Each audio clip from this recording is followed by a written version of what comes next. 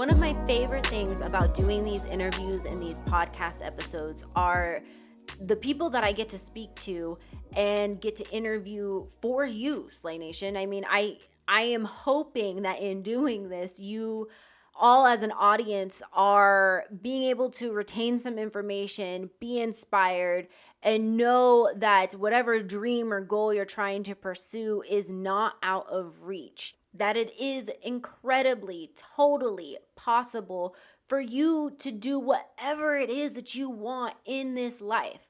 Like, so incredibly serious about that, because sometimes I feel like a lot of us sit down and think that things aren't possible because we can't figure out a way or anything like that, or we don't have a clear path, or we just have a direction, but we're kind of just figuring things out.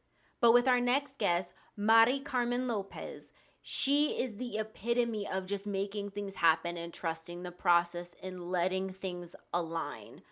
I think all of us can take a lesson from her, myself included, in practicing patience and just knowing that things will fall into place and working hard for every opportunity that you are given. In this episode, we dive right into her journey in becoming an executive producer, a showrunner, working on Love and Hip Hop, Miami and New York, and also with her newest project, Black Ink Los Angeles.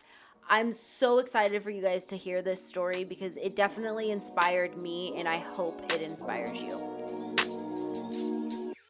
Welcome back to another episode of the So She Slays podcast. I am your lovely host and co-founder of So She Slays, Heather, and I am so stoked to have an amazing guest. Go ahead and introduce yourself. Hello, everyone. My name is Maricarmen Lopez. I am a human first, but my professional title is executive producer and currently show running the amazing Black Ink Crew Compton season 2. Yes, and you also were executive producer and showrunner of a very successful and long-running show like Love and Hip Hop Miami and New York, correct? Yes, I actually started my career in television with Love and Hip Hop New York, not show running. So people always tend to get the two mixed up. There are executive producers on the show, but they may not necessarily be the showrunners. So I started my television career with Love and Hip Hop as an AP, as an associate producer, as a casting producer prior to that, but then grew along the ranks and ended as an EP back home in season 10 of New York before the pandemic happened. But yes, EP. So you're like, yes, all of the above. To kind of break it down for those of us who are listening and not involved in this industry, difference between EP and showrunner. It depends. So in television and film are very different. Director reigns supreme in the film world, but in television, it's the producer. The showrunner is the person that is in charge of the creative direction of the show, the budgets of the show. There are line producers. People hear producers and they think it's just one thing, but there's so many producers that are all involved in all very important parts of making a project happen, because TV is big business. So the showrunner is involved with the creative direction of the show, usually in charge of the budgets and everything like down the line. Line producers are involved with budgets. They handle the budgets of the show. Then you have your production managers, your segment producers, your supervising producers, your field producers, your talent producers, your associate producers. You have all very important part of making the magic happen. So none of them, whether the title, you can be a PA or an EP, all very important parts of making the wheel move. Yes. And myself being in production as well, I can definitely follow up with that and say I completely 100% agree, because there's been so many times where I started out as a PA and worked myself up to producing, but it was one of those things where every single person counted. You need them 100%. Absolutely. And so I kind of want to start off our awesome interview because I'm so excited to talk to you about this. Thank you. Same here. You are a woman of color. You're Amen. strong. We talked a little bit before this interview, and I can tell just right off the bat, I mean, you just have this energy and this strength about you. what was it like? Because TV, film, entertainment in general tends to be male dominated. And it's one thing to be a woman coming up through the ranks. It's another thing to be a woman of color coming up through the ranks. So what was that experience like for you? I will say, even before television, I was in music. I was in the music industry. I worked for Slip and Slide Records, which is the number one, I will still say, Florida label that started the careers of Trick Daddy, Trina, Rick Ross, Plies, like really dope Florida artists, if you guys know who those artists are. And, I will say that I feel like God put me in places where I was aligned and I found my tribe early. I Mm, found I really I met, I was ushered in through a black woman. Her name is Wendy Morgan. She was the former VP of marketing at Slip and Slide Records. And I was waitressing. I was waitressing and bartending at a comedy club when I was in college, and not even knowing that this would end up being the path in my life. She saw something in me that I didn't see in myself at the time and said, I think, we should bring you in as an intern. I was between me and my best friend, we were like the two most popular waitresses. It was the big Tuesday nights at the comedy club where all like the celebrities and artists would come to the show, and her and I would rock the tables and rock the people and just entertain them and have a good time with them and be very like just extroverted and fun. And she saw something in me. She had one of the artists from the label at the time there, and said, I think we should bring you for an internship. And I was like, okay, not knowing what I was getting myself into. And she, she saw whatever she saw in me at the time. And, I started off as a public relations intern, and worked my way up. And, then it was Ted Lucas, who is the owner and CEO of Slip and Slide Records, who saw something in me as well that I didn't see in myself. So he was revamping the Boss Man Management um, part of the label, which is the management division for the artist. And decided to give me a position within the management side of the label, when they had signed Jagged Edge at the time, because they after Jagged Edge ended their dealings with Def Jam, they came over to on the independent side, so they went to Slip and Slide. And I was in charge of them from a label standpoint. And then Byron Trice, I have to credit him, who really helped me make the moves in the business. He's a black man as well, who was a big part of Plies' career and has managed other, Miami and Florida-based artists. And I say that to say that I had people championing for me from the start. I will say that. And then getting into my television career was, I have to credit Mona Scott Young, who is a minority woman. She's Haitian, and she was a powerhouse in the music business. And when she transitioned into television, she became a powerhouse on that end. And I was with her from the very early starts of Love and Hip Hop Miami, when she decided to make TV her full-time career. And yeah, Stephanie Gale. I mean, I was ushered in with women of color, So I will wow. say that my story may be, I don't want to say my story is unique, because there should be more stories like that, right? And I think that they should just be broadcasted more, that, women do support each other. There's always this narrative, and I'm not going to say it doesn't exist, women having, they're in a competitive sport. And back in the days, women didn't have the opportunities that we have now. There was a one woman to the whole department. And if she was black or brown, it was even more of a rare thing. And it's like a woman had to hold her position strong. And maybe she didn't reach out the way that we should all now, So I don't, it is what it is back then, but now the opportunities are endless. And we are taking over boardrooms in ways that we weren't before. So it's important and a responsibility for us to, you know, reach Yeah. back when we're in those positions of influence and power. So, and I Yeah. will say I'm very proud to say that I have a predominantly black and brown female producing team on the show. I have a couple of dope black men as well. But women mostly are running this whole Black Ink Crew Compton team. So I will say we doing it.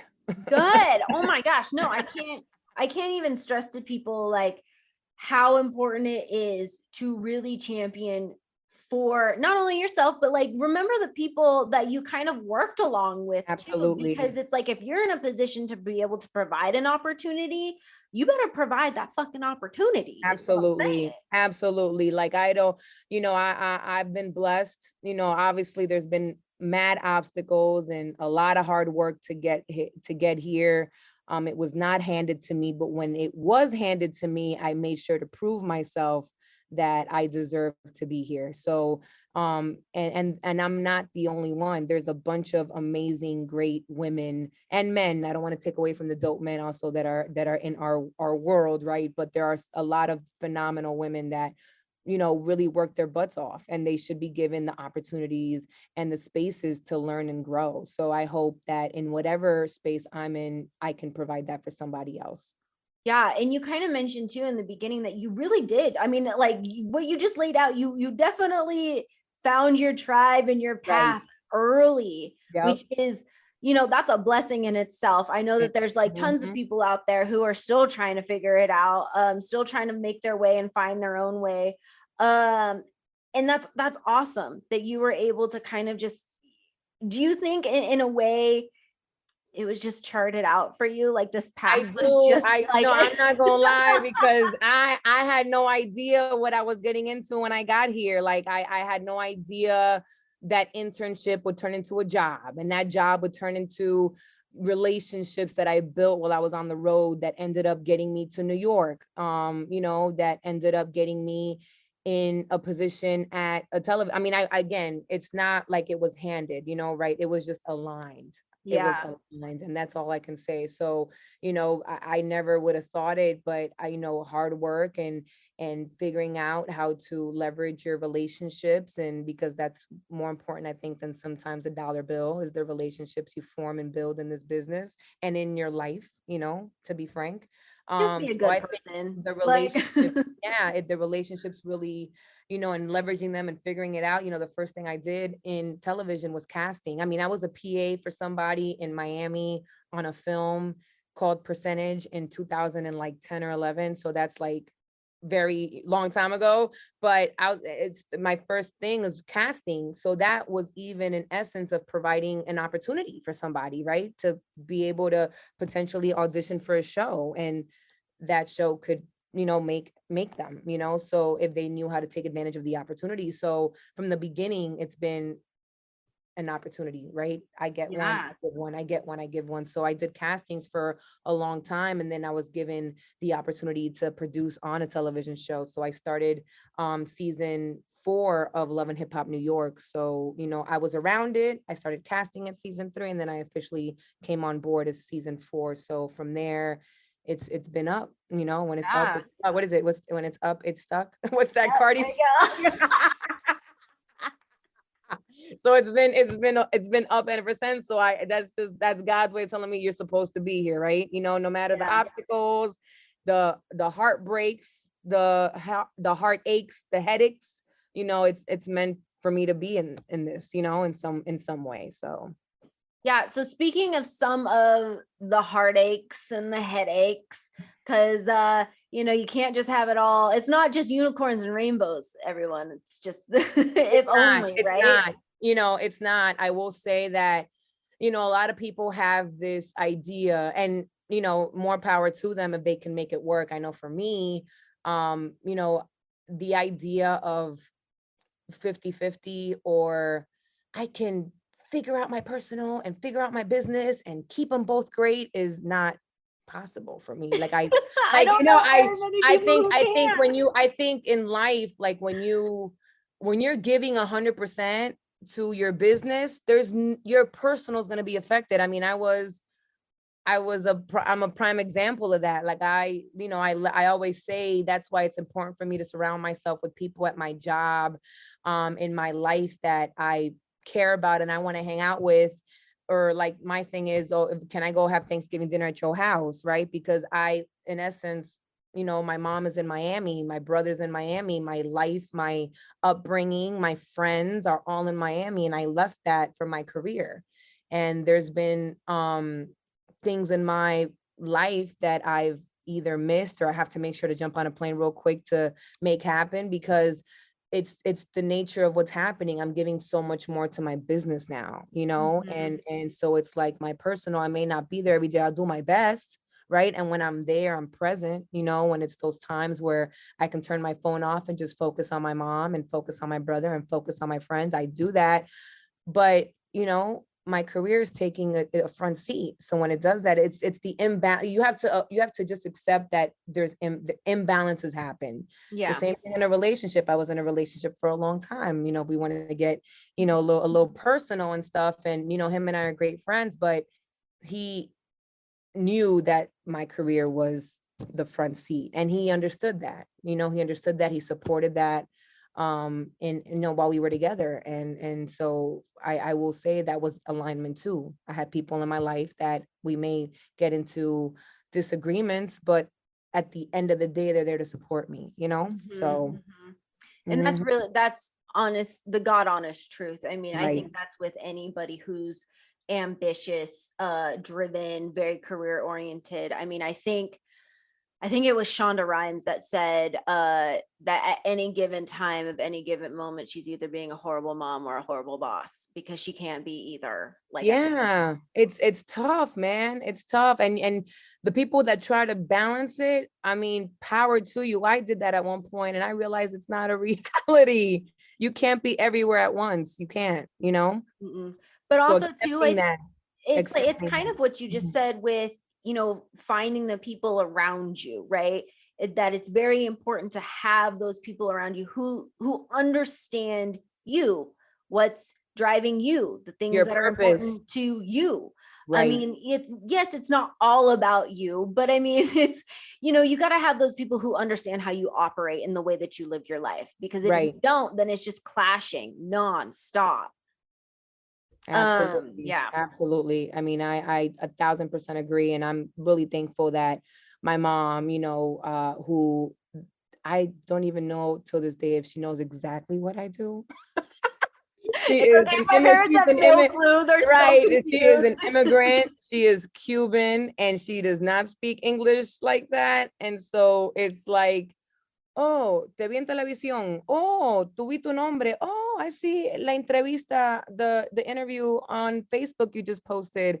Okay. And I do that so her to know that she's like, okay, and you're making some money off it, because there was a whole long Yeah. time you wasn't making a dollar and you was over here chasing something and you wasn't sure what you was chasing. So but yeah, so but I, you know, and my friends, you know, I just I'm really thankful. I mean, it sounds so great in me saying it, but when you sit back, you know, of course you have your ups and downs and your daily, like, what the hell is happening? But Yeah. when you really sit back and look at the whole picture and just realize how not bad, it's not that bad. It really is not that bad, you know? Yeah. So you just hit on the fact of, like, you know, a lot of people in this industry, you know, and artists in general, I mean, it's not necessarily an industry that likes to fork out money a whole bunch. Like, it's not tech by any means. So you kind of went through this a little bit in saying that there were times where you weren't exactly sure what you were chasing, and you definitely were not bringing in the money. You want to elaborate on that a little bit more? Because I think you're hitting home for a lot of people. You know, I think that there's a difference between a dollar and value, you know, and I think you have to, what's in front of you, you have to understand and see if it's worth your time, which is more valuable than a dollar, right? So for me, whatever experiences and circumstances that I've done or that didn't pay what it was supposed to, it ended up paying in the long run, right? There's a difference between instant gratification and knowing that this situation, this form of payment may not be now, maybe down the line. I mean, I interned. I didn't make a dollar when I first started. I was just trying to see what the hell this whole thing was. You know, I was arts and the arts and the entertainment have always been in my blood because my mom is a singer, my mom has a band, my grandfather was a trumpet player. So like it's always been in my DNA, but the business of entertainment is something that I never thought of, you know. And so when I got into it, I wanted to really learn what this all is, you know. I wanted, and it intrigued me, you know, what it took for someone to entertain the masses, all the work and the ups and downs to get to that stage, right? To get to that front of the audience moment for everybody. It's a whole lot of ups and downs and work and work and work and work to get somebody to that front stage. And that always really impressed me and just like, you know, sparked my interest. So knowing that, I wanted to learn what that took, what it takes, you know, the business behind it. So I wasn't really interested in the gossip per se, or even being someone in the spotlight. You know, if I was ever in a spotlight, I wanted it to be because I do good work. So I say that to say that, you know, I started, you know, I knew the value. I didn't know what I was chasing, but I knew there was something there that kept me there. So I kept grinding it out until I got this position. And then the position that I got, it was like, you know, management only gets paid when the artist works. So if they wasn't working, I wasn't eating. And you know, so that was another like level of discipline and patience, and it taught me how to you know, maneuver money and make sure, okay, I need to save this amount of money. So it taught me life lessons, right? That maybe I didn't see at the moment. 100%. When I was in my early 20s. I was like, what the fuck? But now it's like, that taught me discipline. That taught me how to maneuver. That taught me how to save, you know, that taught me how to be patient. That taught me, like, you know, I've always been, I eat, right? I pray what I eat, because that's always been my hustle, right? I was working for an independent label that don't have the big budgets like the Atlantics and Def Jams of the world. And we had to make something out of nothing, and we had peanuts to work with because it's an independent label. So I had to learn that life lesson too, is like knowing how to stretch things out and hustling for what it is that you get. So, you know, now in my age, you know, I'm seeing those were all life lessons to get me to this point in life, you know? Definitely. I think a lot of people, especially when you're first starting out, you know, you come out of college or wherever and you're just trying to explore, you're trying to find your way. And I think a lot of times people get so held up on the money aspect of things, which I mean is a very easy thing to do. I feel like I mean, you gotta eat. You gotta pay bills. You gotta eat. But you got to understand too, that if you want something this great, you got to sacrifice, because everybody wants to be in this. I mean, you know, everybody wants to be in entertainment. Oh my God, how do you do this? There's no blueprint for this shit. You just got to figure it out on your own. But when I wasn't making the money, you know, I was bartending. I was hustling. I was, you know, side jobs. I got side jobs. I was borrowing money from friends. I was figuring it out, you know, and I didn't have parents that could just, you know, go at it. You know, I didn't have that, you know, around the time I had gotten into the business in a real way, you know, I had my family, you know, I had a bunch of family that passed away, including my father. And we weren't from money like that. We were, you know, regular people, you know, regular people. So I didn't have parents that can just say, oh, we'll just get you an apartment and put you up. And, you know, you have to figure it out. Do you think that that's probably like your biggest piece of advice to people, is just like, just figure it out. Just don't let things stand in your way, to figure it out and keep moving? I think I can say, even if you don't have it figured out, keep going, you know, because I didn't have it figured out in the beginning. You know, sometimes I'm like, do I still have it figured out now? Do I have it now? But I think the level of resilience is key. Having resilience, having a level of dedication and ethic is the advice, you know, even if you don't have it figured out, because you'll never have it all figured out. When you accept that and you just let the chips fall where they may, it'll all fall into place. I mean, you want to have a plan, but realize that plan may not happen the way direction. You want to have direction. That's the word. And then you'll shift. And that's the thing, being okay with the shifts, because it'll be a whole lot of shifts before you land. And then when you land, to get to that next landing stage, you'll need a whole lot more shifts going to happen. So I think you have to just be limber in your process. Yeah, I think it's very true. We always like to tell people that no one has it figured out. Like, I thought I was going to have this thing called life figured out at 25, you know, because I was young and dumb. And I mean, it's like, not dumb, but I get it.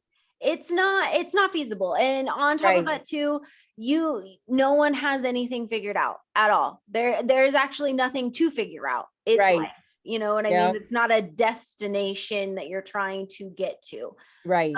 You're going to find as you start exploring a little bit more that it's all about adapting and shifting. And as long as you just have a little bit of a direction or something that you're shooting towards, Right. it'll work out. It'll just fall Right. into place when it needs to.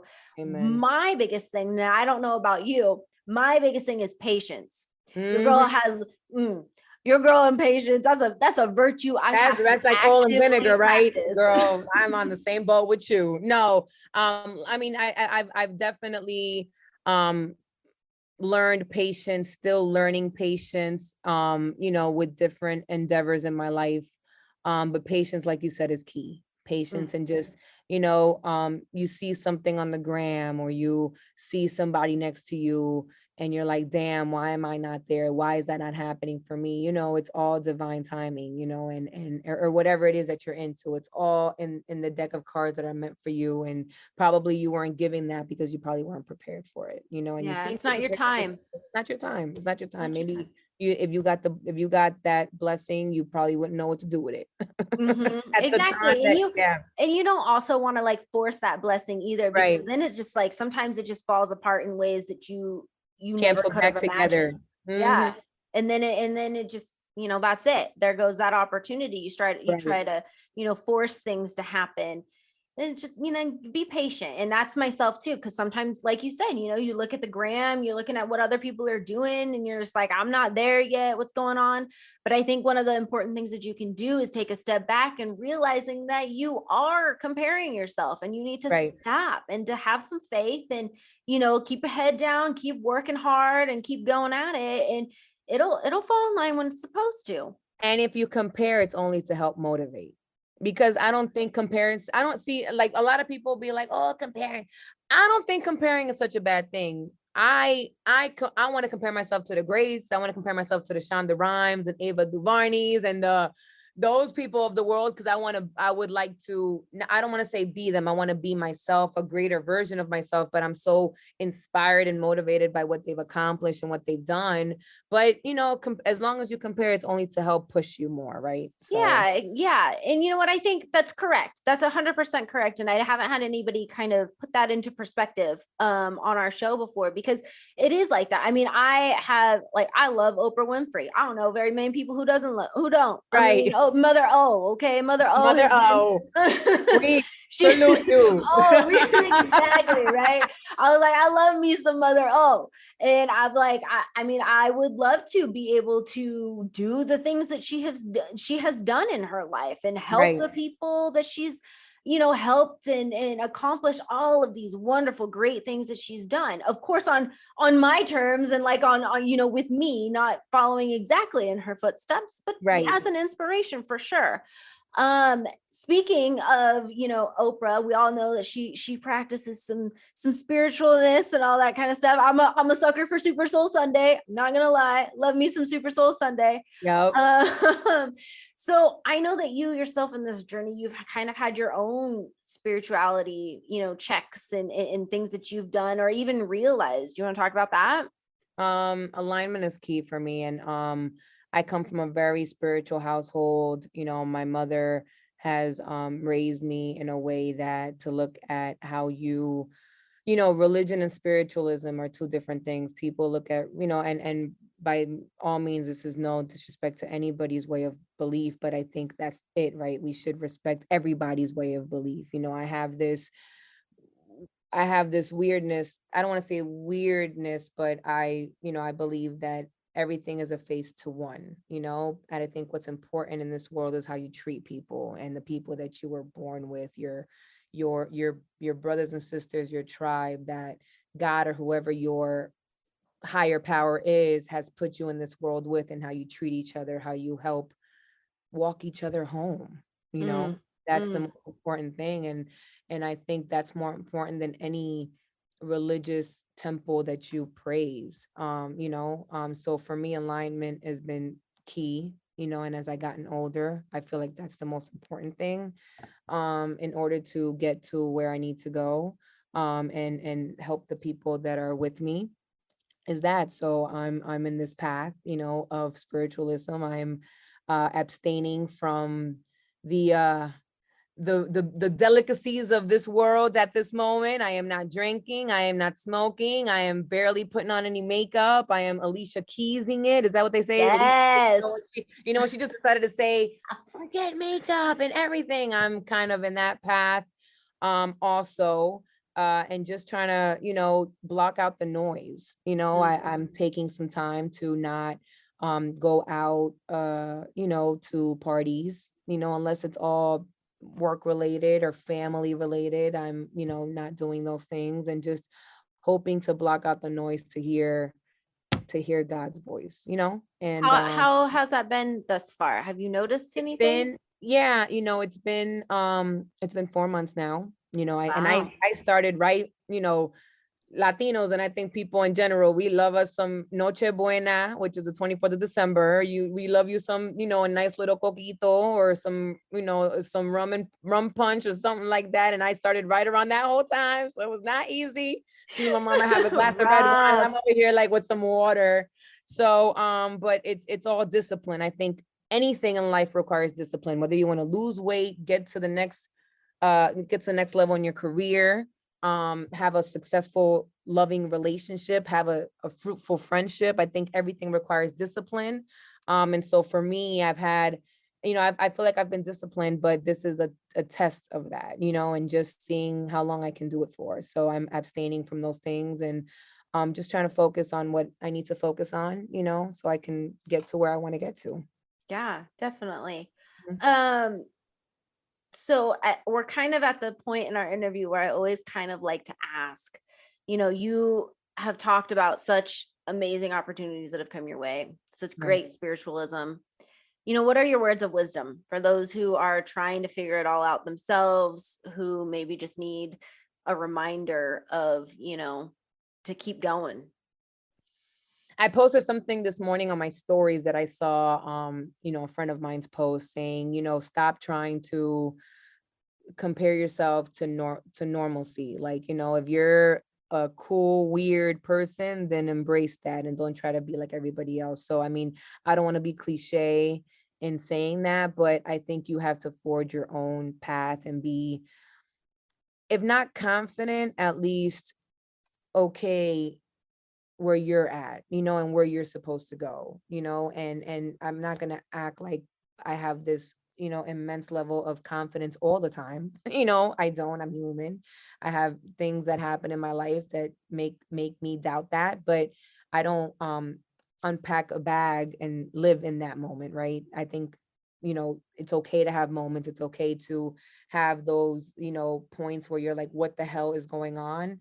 And vent in whatever way is cool with you, or it helps you, but get back to it, get back to it, and don't unpack in that. I also think that, whatever, I don't know, this is, life wisdom or just career wisdom. I All of think, the above. both go hand in hand a little bit. I think that having a level of discipline in whatever it is that you're trying to do in life, whether again it's, trying to shed those pounds, or, trying to make a real different career choice. I think having discipline and being dedicated, and having your ethics and your principles in play. I always say that in the career that I've had, I haven't had to shift on those, no matter the crazy chaos that's been around me. And I've never had to shift from my principles and what I believe in and what's important for me. So I think those things are super key. Whatever your business goal is, I think you have to really work your butt off. I think we're in a frame of time where we have all these people that we see on social media, and it's such an influence in our lives. And you see these people with these, All the things, right? things. All All the the things. things that you're like, damn, am I in the wrong career path? These motherfuckers making more money than me. But I think that, and it's a great thing because they figured out what their niche is, right? They figured out that they have a level of influence and they're making a bag from it. So I think it's a beautiful thing as well. I think for me, I want to be if I'm recognized by wonderful platforms like So She Slays, I want it to be because I slay at my job, I slay at my career, I slay in how I treat people, I slay in my principles, and I slay in those things that are important for me, you know. Everything else is secondary to that. So I just think like being, you know, standing firm in what it is that you want and working your butt off to get there, research and progress and study and grow from that, you know.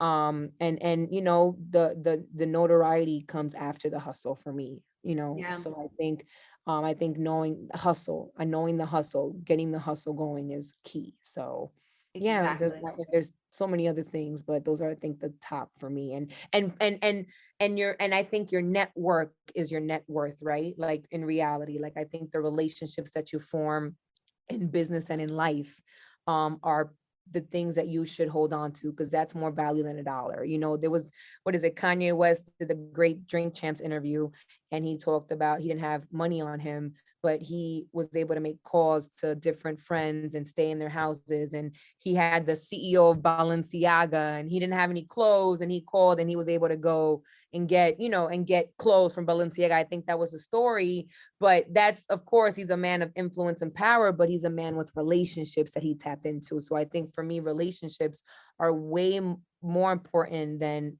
a dollar, and calling those people, tapping into those people.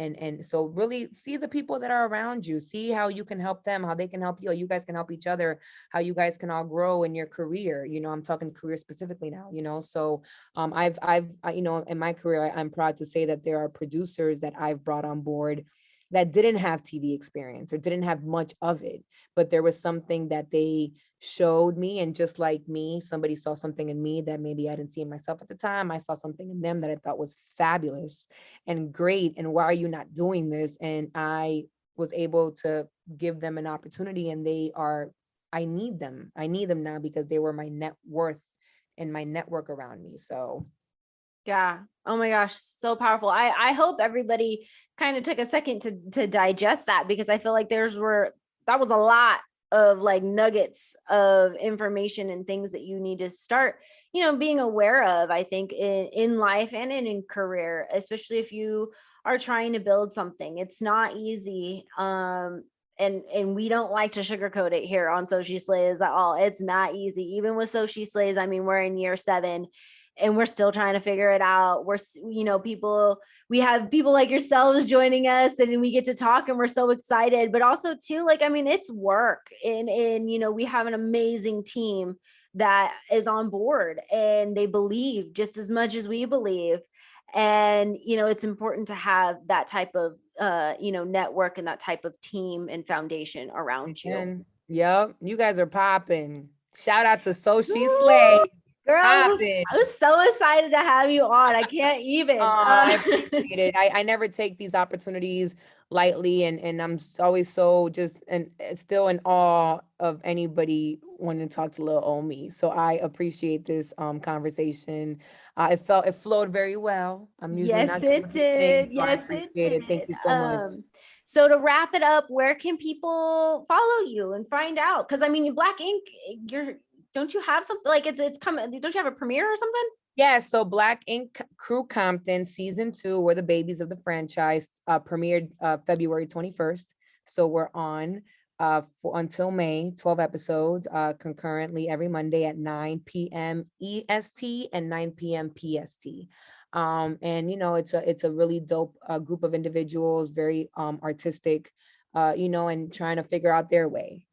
That they're trying to figure out their way. You know, KP and his team are building the first tattoo shop, the first legal tattoo shop in Compton, and that has a level of ups and downs, and you'll see Oof. him in figuring that out, especially after COVID, where you know he had something and then COVID happened, and there was so many restrictions with, you know, businesses like tattoo shops and salons and everything in between. So him kind of coming out of that hellhole and you know, building something that is meaningful for his community. He is Compton to the day he dies. He says, I am Compton before anything. So him and his cousin, and then you have a great group of really dope artists that are trying to figure out their way too. You know, and that always comes with you know, there's good days and bad days, I will say that. So But it's been an honor and a pleasure to work with them, for them to open up their lives to the cameras and to the world. Because not everybody has their good days, and I think people that do reality TV, they get, people have many opinions of people on reality TV, but at the end of the day, they entertain you. You watch it. Yeah. It's a huge genre, and they're brave enough to live their life publicly, even when their lives are not the best. Lots of vulnerability.